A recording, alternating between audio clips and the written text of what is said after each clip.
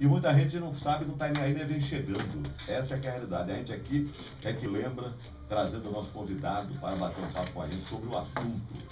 É o professor Josimar Dorileu, não é o Doriléu? Isso, Dorileu. Dorileu. Professor Josimar Dorileu, estou tendo o prazer de conhecê-lo agora. Professor, consultor educacional, expositor, articulista e palestrante, rapaz. Um jovem professor. Boa tarde, professor Josimar. Boa tarde, ouvinte. Boa tarde, Salvador. Boa tarde a toda a Bahia. É com imensa honra que hoje falo da cidade que está comemorando 463 anos e espero que nessa entrevista eu possa mostrar, de fato, alguns detalhes que, infelizmente, boa parte da população não tem o devido conhecimento. Não tem. Você me dizer até que não é baiano, né? Você é do Mato Grosso. Isso, sou de Cuiabá, mas tamanha honra. Cidade que eu conheço, Cuiabá, capital do Mato Grosso. Isso, a cidade mais quente do Brasil. Mas tem 7 anos que já moro aqui. Para mim a mais quente não é lá, não. Para mim a mais quente é Teresina, no Piauí. Uma das, Teresina, Palmas e Cuiabá. São as Palmas também no Tocantins. Isso, são as três mais quentes. Palmas em Tocantins. Tocantins. O mais novo estado brasileiro. Isso, Tocantins. criado em 88, Tocantins. Criado em 88, isso mesmo. Isso. O Brasil tem 27 estados e um Distrito Federal. 26 Aliás, 26 estados e um Distrito Federal. Isso. Que pode ser considerado também como estado, né? Muita gente considera, né, Distrito Federal como estado e seriam 27 estados. Então são 26 estados. E o Distrito Federal. E o Distrito Federal, 27 que é Brasília. Exatamente, que é Brasília. Isso, eu conheço sua terra, Cuiabá, viu? Conheço também conheço Corumbá, a capital do Mato Grosso do Sul, Campo Grande, capital do Mato Grosso do Sul, e conheço Corumbá. E você me dizer que Corumbá, mesmo pertencendo a Mato Grosso do Sul, que fica na região do Pantanal, está muito ligado a Cuiabá também. Isso. Porque Cuiabá é o seguinte, gente, Cuiabá não, o Mato Grosso era um estado só, mas de tanta terra e tão pouca gente, não é? Aquilo que eu falo, muito poucos habitantes e muita terra, muito território, teve que ser dividido em dois estados, não é? Então passou a ser Mato Grosso e Mato Grosso do Sul. A parte sul do Mato Grosso, que hoje corresponde ao Mato Grosso do Sul, sempre esteve ligado muito a São Paulo. É isso então mesmo. Houve essa separação nos anos 70. É verdade. Tanto é que muitos paulistas vão pescar lá, não é? Tem barco de pesca naquela região. Tem um grande festival na minha terra, é Festival de Pesca de Cáceres. Olha o maior festival de água doce do mundo. E já você mora aqui na Bahia há quanto tempo, professor? Há 7 anos. 7 anos. Quanto que fez você vir para cá, trocar Mato Grosso por Salvador, pela Bahia? Eu passei por Fortaleza, morei 2 anos e meio naquela cidade, e depois vim para cá. Justamente em busca de novos mercados, e acabei gostando da cidade, e como até hoje estou aqui, desenvolvo projetos educacionais em prol da população. O senhor trabalha onde aqui? Aqui eu sou professor de casas preparatórias para concurso público. Ah, legal, hein? Eu sou concurso público. Isso. Nós temos um professor aqui também, ele tem um programa chamado Hora dos Concursos, sabia na rádio? Inclusive até já fui entrevistado por ele. Ah, o professor Valdir Santos. Isso, já fui entrevistado por ele. Já.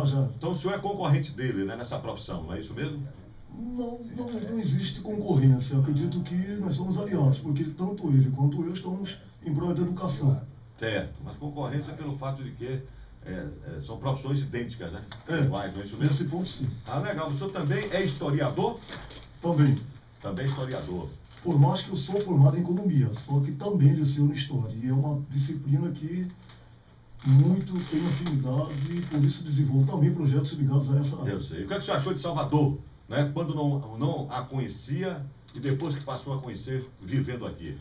De fato, por mais que sempre me interessei em me informar, tanto a nível da geografia de diversos pontos do Brasil, quanto a nível de história, mas estando aqui foi um tanto quanto diferente.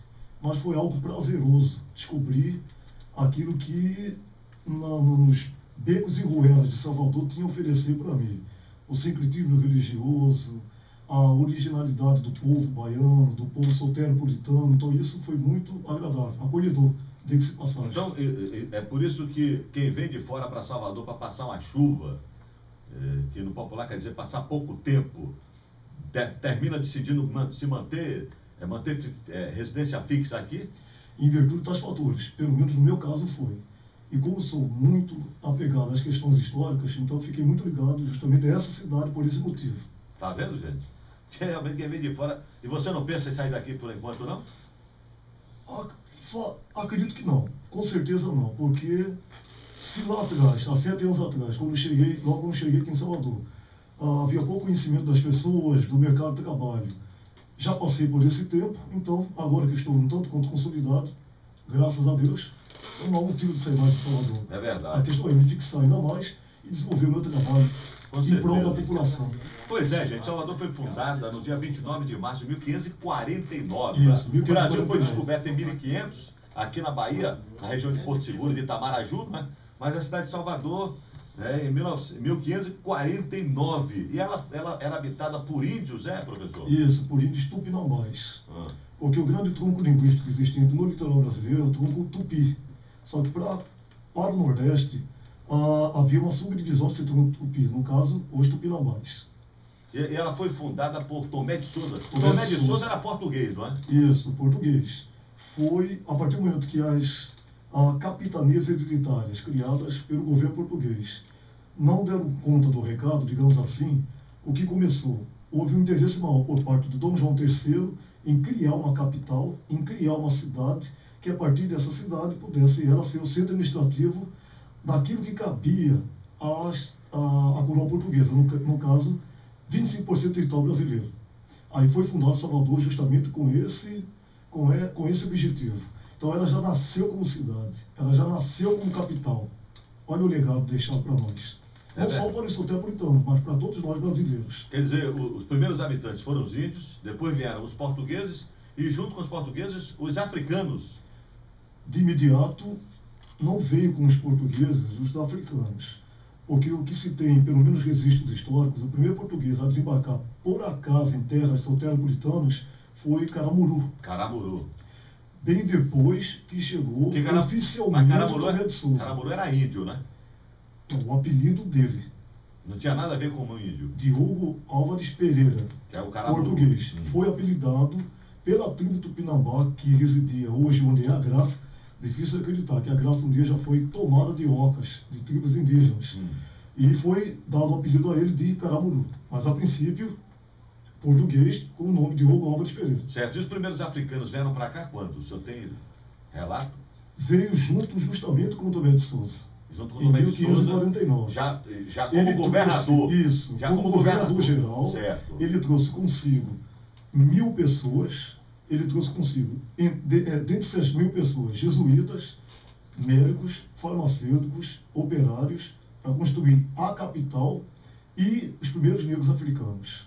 Aí a cidade foi formada teve uma forma de cidade medieval, digamos assim. Ela toda murada e em torno desse muro, nesse espaço murado, havia 7 portas. Por exemplo, essa é a razão do bairro hoje existente em Salvador, 7 portas. É verdade. Por uma dessas 7 portas, a enorme quantidade de órfãos saíam e iam tomar banho no mar. O nome desse lugar hoje, Água de Meninos. Então, olha a importância, infelizmente. Os meninos tomavam banho nessa água. Em uma dessas 7 portas, os meninos iam tomar banho no mar. Todos esses nomes têm algo a ver, não é? Não foram nomes colocados por acaso. Quase nenhum nome hoje dado aos bairros soteropolitanos foram por acaso. Mas, infelizmente, são nomes hoje esquecidos, que não são cobrados, que não são divulgados, que não são estudados, isso, repassados às novas gerações.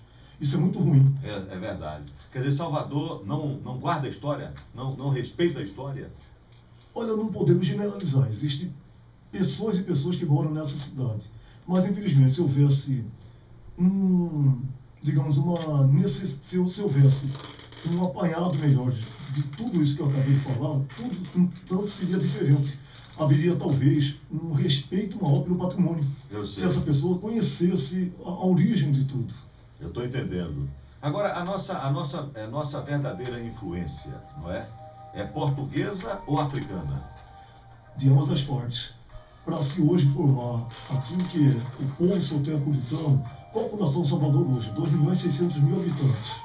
Dizem que no ano 2030, Salvador poderá chegar a 3 milhões de habitantes, né? Se continuar com esse crescimento de hoje. Certo. Mas a tendência nós estamos passando hoje por um processo de envelhecimento, a nível de Brasil, também a nível de Salvador. Então, voltando à pergunta anterior. Certo. 2.600.000 habitantes. 2.600.000 habitantes. Desse quantitativo, existe hoje de origem negra, de origem indígena e de origem branca, vinculado aos portugueses e bem depois aos espanhóis. Então não há como afirmar que foi a raça negra ou a raça portuguesa que mais influenciou. Todas tiveram uma devida participação, mas principalmente a negra e a portuguesa. Aí trouxeram consigo, claro, as suas manifestações culturais, manifestações religiosas, através da dança, da música, da religião, da comida. E tudo isso aqui em Salvador foi misturado. Eis a razão de uma das maiores riquezas da cidade, justamente essa mistura de etnias que resultou na cara do Salvador de hoje. Outra coisa, professor, estamos conversando aqui no nosso programa com o professor Josemar Dorileu, aqui sobre o aniversário de Salvador. Nós temos uma influência religiosa também muito grande, né? Principalmente católica, não é isso mesmo? Tem a ver com os portugueses e com os espanhóis, que são povos bastante religiosos, bastante católicos? Isso. Os dois países que hoje fazem parte da Península Ibérica, Portugal e Espanha, são, não digo extremamente católicos, hoje nem tanto mais, mas na época do início da nossa colonização, eram extremamente católicos. A Europa vivia um processo denominado reforma, e justamente tal consequência foi trazida para o Brasil, fazendo com que houvesse a disseminação do catolicismo. Com a chegada dos negros oriundos da Nigéria, daquilo que é hoje a Nigéria, e do Golfo do Benin, da África, trouxeram consigo o candomblé. Não podendo os negros se manifestar, ok? A única opção que coube a eles adaptar aquilo que era manifestação religiosa por parte deles com as manifestações católicas. Surgiu o sincretismo religioso em Salvador, que é muito forte nessa cidade, como nós sabemos. Então, a influência africana tem tudo a ver com o candomblé, não é? Na nossa cidade. Isso. E também com a culinária? Tem a ver? Porque o candomblé não necessariamente está mais ligado só ao fator religioso. Tem as devidas manifestações dessa religião também através da comida, as oferendas, que hoje, o que era lá atrás uma mera oferenda, hoje faz parte, digamos, do prato do dia a dia do baiano. Eu cito, por exemplo, acarajé, Abará, abará, muqueca, vatapá, também, caruru. Tem pratos tudo a ver de com origem a culinária africana. Isso, com a culinária africana. Do português, o que se tem notícia é que eles muito influenciou hoje a cultura a culinária soteropolitana, são os doces portugueses. Os doces, não é? Os doces portugueses. Agora, o samba tem a ver com a influência africana? Foram os africanos que trouxeram para cá o samba? Porque dentro do processo de evolução do próprio ser humano, o negro, com a chegada dos brancos na África, o negro ele se manifestava principalmente através do corpo, do rebolado, ok? É uma manifestação que existia na África na época da chegada dos europeus. E isso foi trazido para o Brasil. O samba, a princípio, se manifestou no Recôncavo Baiano. Só que aí houve uma enorme seca. Santo Amaro da Purificação, Cachoeira, São Félix. Nessa região. E aí, com o passar do tempo, negros baianos foram vendidos para a região do Rio de Janeiro. E eles levaram tais manifestações para o Rio de Janeiro. E lá foi criando um novo corpo, digamos assim, o samba, e deu origem a esse samba que nós conhecemos hoje, o samba do Rio de Janeiro. Só que o samba de raiz, o samba original, nasceu na Bahia. É verdade. E do Rio para Minas Gerais? São os 3 estados, né, brasileiros, Bahia, Rio de Janeiro e Minas Gerais. Além do Maranhão, que tem uma influência negra muito grande, eu cito além dos de raízes africanas. Eu cito além dos 4 que você acabou de dizer, eu cito também Pernambuco. São os 5 estados brasileiros, percentualmente falando, mais negros. Uma forte influência do negro. Mas, historicamente falando, não há uma devida explicação para isso. Eram regiões mais ricas, onde havia necessidade de trabalho negro, escravo. Porque o português não quis escravizar um índio? Por um simples motivo. Cabia ao índio ser catequizado pela Igreja Católica. E Portugal muito precisava dessa Igreja Católica para dizer sim para tudo aquilo que o rei fazia como ele absolutista. Então houve uma troca de favores, digamos assim. É verdade. E muita coisa daqui ia para Portugal, né? As nossas riquezas. Os portugueses levavam muita madeira. A né? princípio, madeira. As Pedras. chamadas madeiras de lei. Que levavam mais do que? A princípio, ao Brasil, e algumas madeiras, hoje denominadas madeiras de lei. Por quê? Por uma lei da coroa portuguesa, só caberia a coroa portuguesa ter acesso ao jacarandá, ao cedro e ao mogno. Por isso são chamadas hoje madeiras de lei. Com o passar do tempo, uma outra riqueza foi fator determinante para a colonização deste país, a cana-de-açúcar, onde esteve ligado muito a essa produção justamente Salvador, porque a cana-de-açúcar na Bahia era produzida no recôncavo baiano. Então Salvador desempenhou, a princípio, não um papel econômico, mas sim um papel administrativo. E hoje é um tanto quanto diferente. Hoje envolve tanto a parte administrativa, Salvador, e também a parte econômica. E analisando então a economia soteropolitana hoje, pouco representa o setor primário para esta cidade e muito representa o setor de serviços para essa cidade. Eu sei. Que é o setor terciário. É verdade. Em termos de estatísticas, em termos de números, por exemplo, em relação a bairros, nós crescemos muito, evoluímos. Como é que você vê o momento de Salvador? Infelizmente, não só Salvador, mas em virtude dos diversos movimentos migratórios existentes nesse país, principalmente dos anos 60 a 80, em virtude da industrialização e da urbanização, houve o principal movimento migratório que vai ocasionar o inchaço das cidades brasileiras é o êxodo rural. E Salvador hoje faz parte das cidades que incharam. São raras as cidades brasileiras que desenvolveram. As cidades elas incharam e os governantes das respectivas cidades brasileiras, eles não souberam administrar de forma correta essa nova realidade, essa nova tendência tomada por parte das cidades. Eu estou entendendo. Segurar o homem no campo, segurar o homem na terra. E dar condição para esse homem ficar no campo. Ficar no campo. Não abrir espaço, diga-se de passagem, algo mal estruturado para atrair esse homem para as cidades. As cidades brasileiras não suportam essa enorme quantidade de pessoas. É verdade. E quanto ao turismo, né, de lá para cá, o que é que você viu em termos de números?